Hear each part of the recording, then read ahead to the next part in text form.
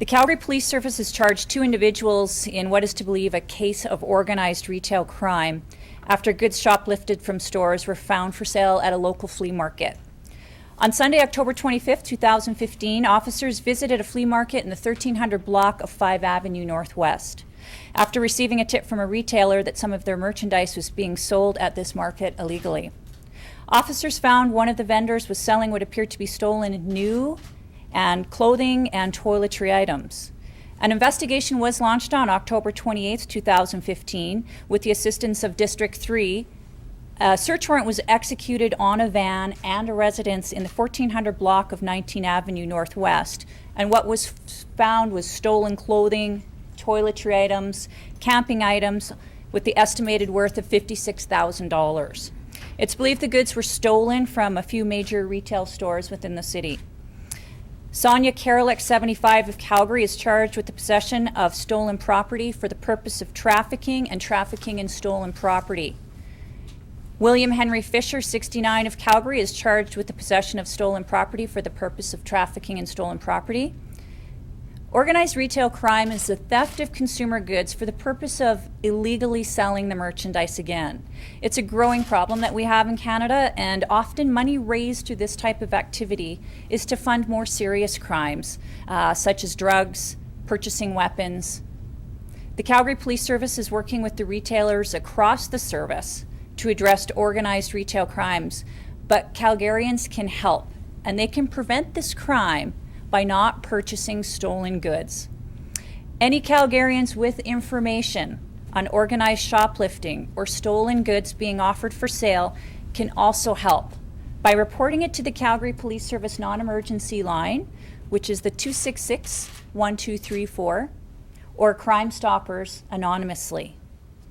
And I can take your questions. Thank you. Could you comment on the ages of the accused? I mean, that's a little different than what we usually see. You're right, it is a little bit different, and I don't think age is actually going to determine whether or not they're committing crime or not. It is hard times, and they were able to make money from this by selling illegal property. Were they the ones actually stealing the product to begin with? We haven't been able to determine that.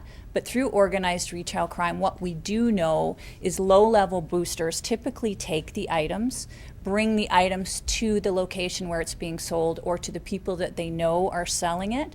And a lot of times they will get usually 30 cents on the dollar on newly stolen merchandise. So that, for all intents and purposes, the accused would buy it from someone who's stolen it for 30 cents on the dollar and then resell it? Correct. And then they would mark it up enough that they're making money from that item. How prevalent is that? Very prevalent. We know that through the organized retail crime team that this is a daily process.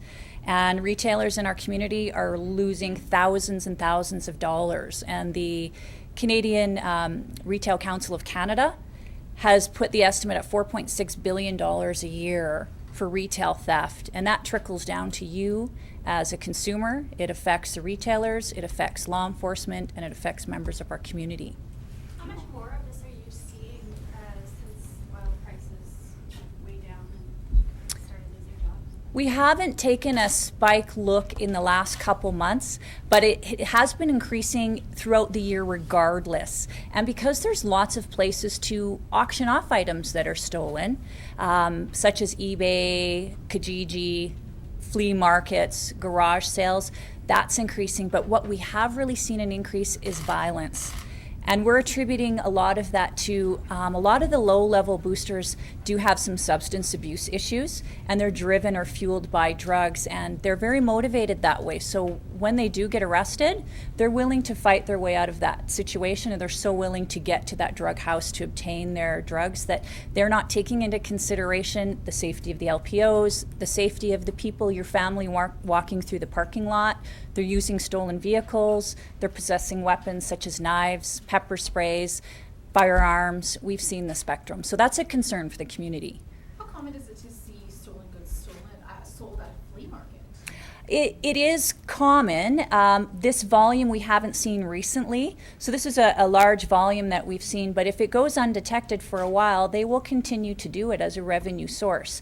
So it's good that the police was able to determine that these items were stolen and seize those items and put the messaging out that if you see brand new goods being stolen in an area or sold in an area that isn't a retail location, they're not licensed to sell that product. So that's a red flag for you as a consumer not to buy that, especially if the price is really discounted from what you know is the retail price. For instance, if you know a pair of boots is $250, there's multiple pairs of boots there and they're being sold for $75, that's a red flag that that's stolen, because there's no merchandiser or any auctioning business that would sell at that volume. They would be losing money. Is the purchaser potentially guilty of any crime?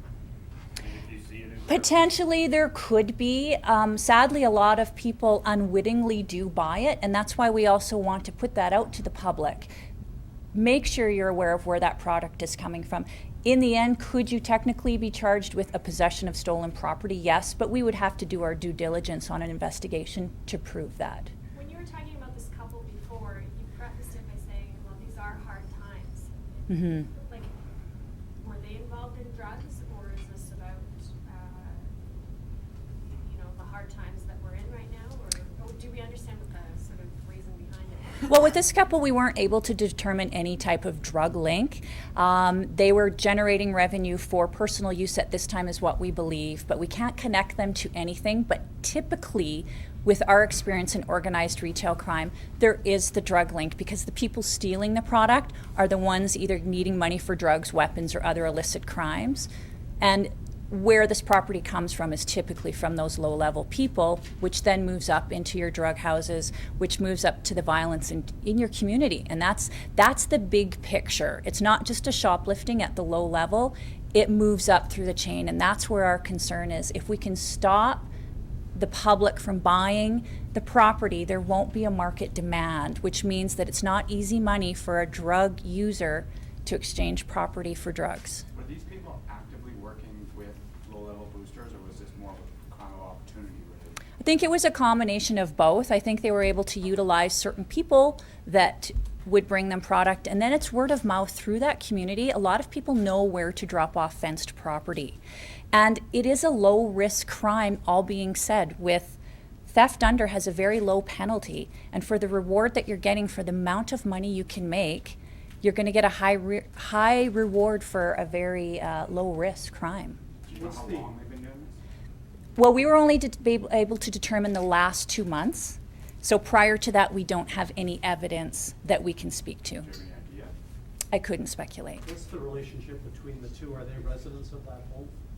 I don't know the residency. I know that both the individuals, through the investigation, operated out of the flea market together, and they both operated the table and sold the property and moved the property in and out from the flea market. Did the investigation look, going up that road every day, it's a garage sale every day, close to that address that you mentioned. Did you investigate those garage sales that are occurring on the front lawn of that home? No, not at this point that I know of from that district operation. I'm not aware of that. They're almost out there every second or third day. And that's a bylaw issue too that we needed to speak to, that there is a bylaw about having continual garage sales that also needs to be looked into. That's another place where the public can also be aware that stolen goods are being sold. Can you tell us the relationship between the two? I don't know the exact relationship, other than that they were business partners at the flea market, selling the items, transporting the items in and out of the market itself.